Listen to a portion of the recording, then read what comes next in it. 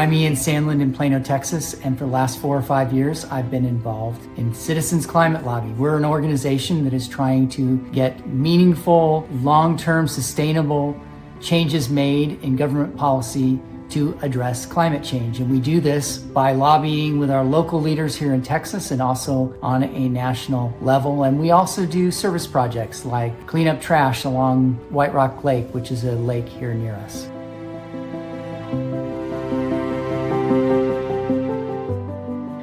Hello, my name is Carrie Rasmussen. I'm an environmental and sustainability studies student at the University of Utah, and my emphasis is in food systems and community. One environmental initiative I've been involved in that has been very meaningful to me is outdoor education. I see so many things I want to see in the future come together in this field. And my first experience was with my mother, Christy Jensen. She's a fabulous early childhood educator. We got to spend a week in Santa Barbara volunteering with the Wilderness Youth Project. And I was assigned to a group of 9 to 11-year-olds with 3 great instructors. It was so cool to see the curiosity and camaraderie that grew among us as we spent time together outdoors. I had never swam in the ocean with students before, and I'd also never had a seal come up to me in the ocean 4 feet away to say hello. But both happened to me in the same day. It was amazing, and I love seals. They have beautiful big eyes. Another thing I love about this initiative is how much there's a focus on gratitude. When we would plan our days as instructors, we'd always start by sharing something we were grateful for, and it was amazing to see how that influenced us throughout the day. I definitely want to see it more throughout the world and have seen it in many outdoor education programs. Another initiative I wanted to share with you that I'm working on is a personal one. I love to experiment with what I can do with my waste, especially plastic waste. In this case, I'm making a little Japanese house, and I've made lanterns out of a straw. I also like to make eco bricks. I put my phone case in here and my packaging for a new phone case in here, and just love collecting microplastics that way and containing them. So thanks for listening. I'm excited to hear what you're all about and to hear what you do with your trash. Thanks, bye.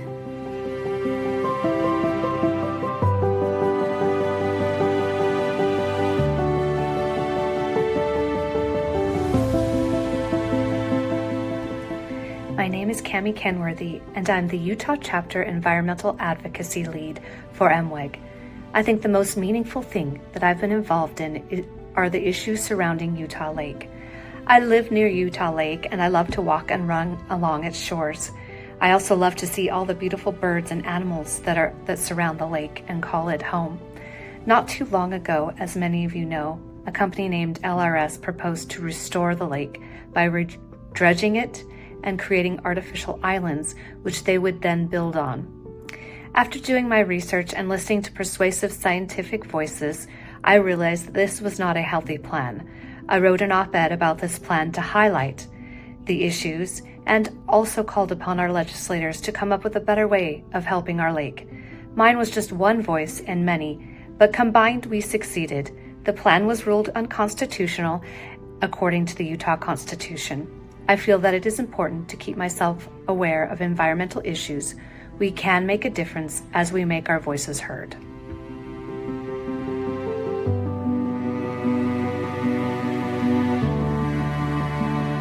I just went for a walk outside of Vernal on a little trail, and I'm involved with the development of trails around Vernal. And I love it. It's really beautiful. I have need for that kind of contact every day. I feel very lucky to have that contact well within reach. So I love this little trail on the hillside, and I work to get trails that I can walk outside of town.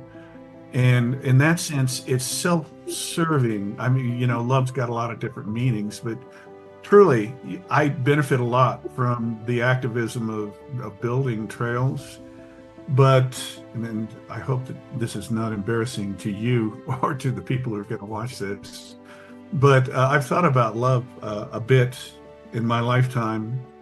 And, the bit about love being a warm, gushy feeling that I have this trail is the cheapest form of love. I don't mean to disrespect it because it's very pleasurable. But to me, a higher form of love is that you want whatever it is that you love to prosper, and you work for it to benefit it so that it's going to prosper into the future. Like my dog. I love my dog. My dog loves me. We have a symbiotic relationship that's really good. But I want him to prosper, and so I take care of him. And I try to take care of these trails around the Uinta Basin, and others are going to benefit from my work.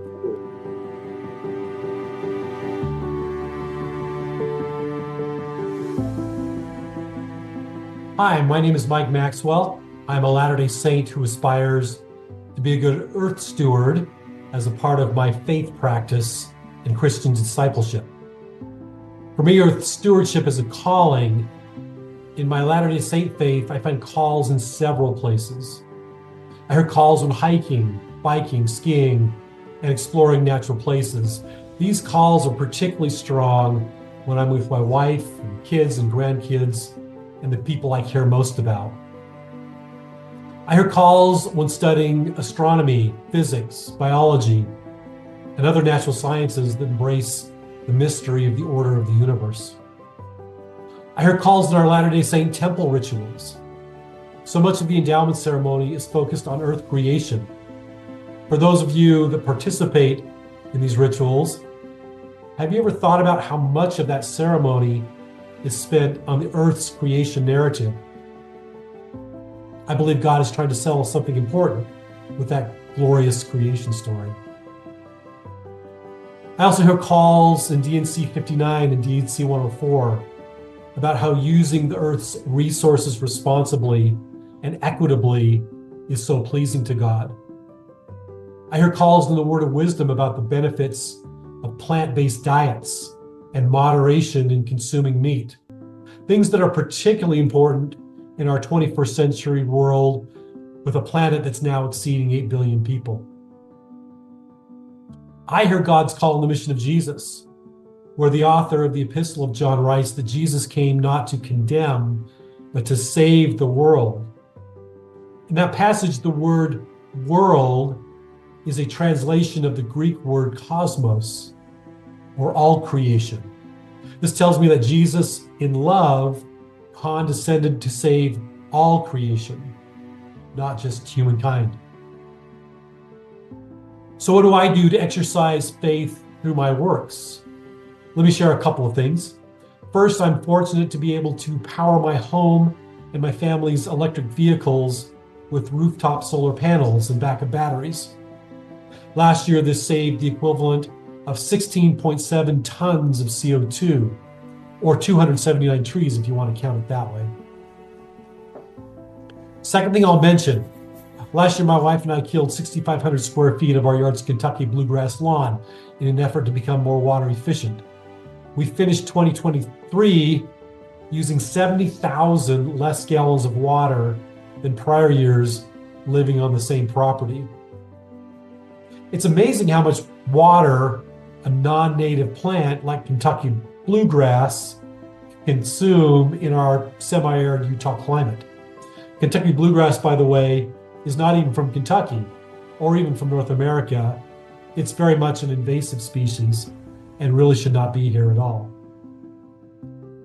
I'm hoping that extra 70,000 gallons makes it to the Great Salt Lake and supports recovery of that critical ecosystem here in the Western United States. So, what's your call to earth stewardship? I challenge you to continue to work to find it. There is plenty in faith to do to fulfill your stewardship mission.